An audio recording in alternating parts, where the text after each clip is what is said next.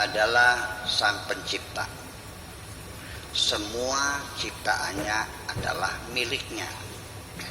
Kalau itu semua miliknya, ya terserah yang memiliki, semau-mau dia. Urusan apa kamu?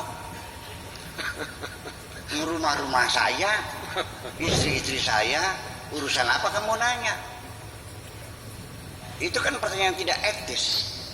Buya, kenapa anaknya Buya masih sekolah sanawiyah kok uang jajannya sampai jutaan begitu? Urusannya apa kamu? Anak-anak saya kok. Jadi kalau kita bertanya kepada sang pemilik di mana dia menggunakan hak miliknya, lalu kita bertanya, itu tidak etis dan nggak boleh. Makanya la yus'alu amma yaf'alu wa hum yus'alun. Apapun yang Allah lakukan tidak boleh ditanya. Tetapi kalau kita sebagai manusia ya harus bisa ditanya.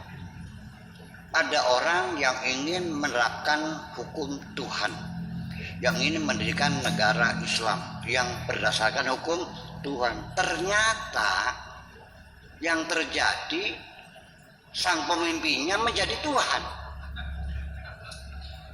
Yaitu rakyat tidak boleh ditanya uang kemana, masuk penjara. RAPBN-nya nggak ada, rakyat nggak boleh tahu. Kalau ada mengorek uang belanja negara kemana, masuk penjara. Itu katanya menerapkan hukum Tuhan, padahal dia sendiri jadi Tuhan jadi. Itu. Kemudian Tuhan berkuasa itu la syarikalah wa bidzalika umirtu ana minal muslimin. Tuhan tidak bersekutu. Kalau kita harus bersekutu, nggak bisa sendirian. Harus ada eksekutif, ada legislatif, ada yudikatif, ada BPK, ada KPK, ada PPTK dan sebagainya. Nah ketika itu nggak ada, kamu bisa mengelola, namanya kamu Tuhan juga begitu. Iya kan? Terus gimana nih? Oh jadi pantaslah makanya setiap negara yang melambangkan simbolnya kepada keagamaan itu cenderung kediktatornya luar biasa. Iya, karena dikiranya seperti Tuhan gitu. Iya kan? Nah, ini banyak sekali seperti itu. Jadi artinya bahwa Tuhan yang udah ditanya ya bukan urusan kamu teman. Ya. Nah, terus apa lagi? Tentang kenapa Nabi Adam milih buah huldi sih? Ya itu kan settingan Allah semuanya. Jadi saya saja sebagai seorang novelis, sebelum saya buat novel, saya bikin sinopsisnya dulu dong. Ya kan, sinopsisnya dulu. Kitab ini saya bikin 10 bab kan gitu. Lakonnya siapa? Gimana alur ceritanya di mana? Masalah cinta, oke deh. Lelakinya siapa namanya, perempuannya siapa, latar belakangnya apa, sekolahnya, pendidikannya, ekonominya, tradisinya, perempuannya, anaknya siapa, sekolahnya mana, itu kan semuanya. Lalu teman-temannya kita sudah di framing semuanya itu. Lalu nanti bab pertama pertemuannya di kereta api. Perkembangan cintanya nanti adalah melalui jendela masuknya kalau malam kan gitu. Dan nanti bab ke-10 ini si pahlawannya mati. Ini terjadi pada seorang penulis dari Belanda namanya Jeff Lass. Membuat sinopsis, ini pahlawannya mati pada bab ke-12. Tetapi sudah pada bab 12, dia tidak menemukan reasoning dengan cara bagaimana mematikan yang mudah ketemu. Akhirnya ditambah bab ke-13, nggak mau mati juga. 14, sampainya bab 20 baru ketemu reasoningnya. Ya kan nggak lucu kalau tiba-tiba tabrak mobil, yang nggak lucu nama itu. Jadi Tuhan pun mengusir Adam dari surga itu ada reasoningnya, ada plotnya dulu. Gimana? Iya kan? Yang nggak lucu, ujung-ujung masa diusir. Nggak ada reasoningnya. Nah itu, lalu diujinya dengan sesuatu yang tidak mungkin dia akan bertahan. Nah, ujian yang paling tidak mungkin bertahan itu adalah ketika Anda bersama cewek cantik jelita di dalam rumah berdua, tapi tidak boleh nyenggol. Nggak mungkin.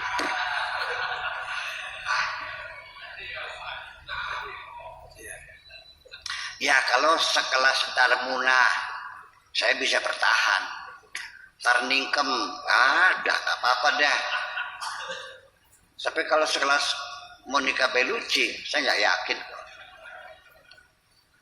Iya kan? Hawa tuh cantik cerita kan? Dikiranya jelek kita, gembleng loh. Iya, itu makanya buah khuldi itu apa sih? Orang menafsirkannya buah khuldi itu seperti anggur, seperti korma, kan nggak masuk akal. Ya biarkan saja mereka menafsirkan. Mufasir salah nggak? Ya kita harus berani mengatakan salah dong. Jangan apa yang kata mereka pasti benar. Sehingga ketika kita menyalahkan mufasir zaman dulu, itu dianggapnya kejahatan menyalahkan orang zaman dahulu. Nggak ada urusan. Ilmu adalah ilmu dong. Setuju? Sekarang seorang suami, seorang istri punya suami, ternyata miliknya seperti korma, minta cerai nggak? Cerailah. Apalagi kayak anggur.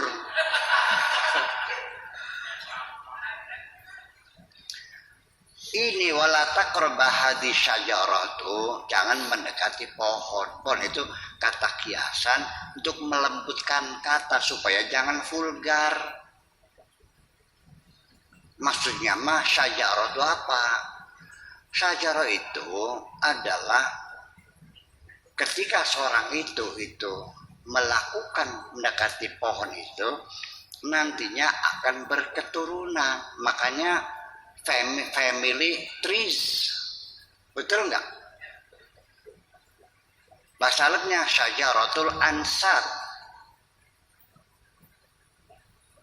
Nah, lalu apa hubungannya dengan seksual? Ya memang itulah seksual. Dari mana saya tahu Nabi Adam, Siti Hawa makan buah khuldi dengan telanjang? Selesai makan buah khuldi, mereka mencari penutup. Badannya nggak ada, makanya watfiqa yakhsifan min awraqin jannah, cari berarti dengan telanjang. Pertanyaan saya, lelaki telanjang, perempuan telanjang, makan apa tuh? Makan korma. Makan ya. Ya makan buah khuldi. Ya, makan buah khuldi emang itu. Gitu. Jadi itu mah makanya